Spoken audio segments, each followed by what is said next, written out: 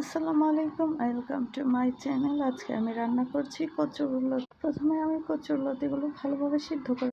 লতিগুলো সিদ্ধ হয়ে এলে কড়াইয়ে গরম তেল দিয়ে সেখানে দিয়ে দিব আগে থেকে কুচানো রসুন, পেঁয়াজগুলো কুচিগুলো ভালোভাবে লাল হয়ে আসলে দিয়ে দিব শুটগুলো ভালোভাবে ভেজে নিয়ে দিয়ে দেবো মরিচ গুঁড়ো, হলুদ গুঁড়ো, ধনে গুঁড়ো ও লবণ।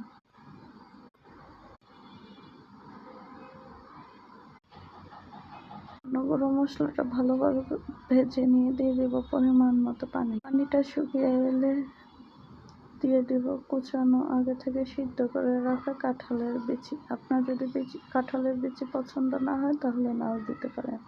কাঁঠালের বিচিগুলো ভালোভাবে কষানো হয়ে এলে দিয়ে দেবো আগে থেকে সিদ্ধ করে রাখা লতিগুলো।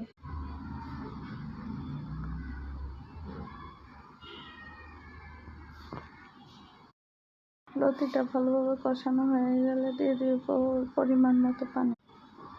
পানি দিয়ে ততক্ষণ পর্যন্ত জাল দেব যতক্ষণ পর্যন্ত না সম্পূর্ণ পানিটা শুকিয়ে যায়। পানিটা শুকিয়ে এলে আমাদের তৈরি হয়ে গেল মজাদার শুটকি।